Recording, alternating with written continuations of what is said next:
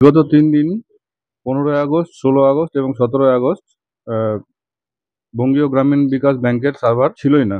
না balance check করা যাচ্ছিল না, উইথড্রল করা যাচ্ছিল। তো এর প্রধান কারণ হলো যে আইএমপিএস আর কিছু অভ্যন্তরীণ যেগুলো সার্ভিস আছে সেগুলোকে স্ট্রং করা। তার পাশাপাশি ব্যাংকের যে নাম আছে সেই নামটা পরিবর্তনের জন্য এবারে ব্যাংকের নাম বঙ্গীয় গ্রামীণ বিকাশ ব্যাংকের পরিবর্তে হয়ে যাবে পশ্চিমবঙ্গ গ্রামীণ বিকাশ ব্যাংক।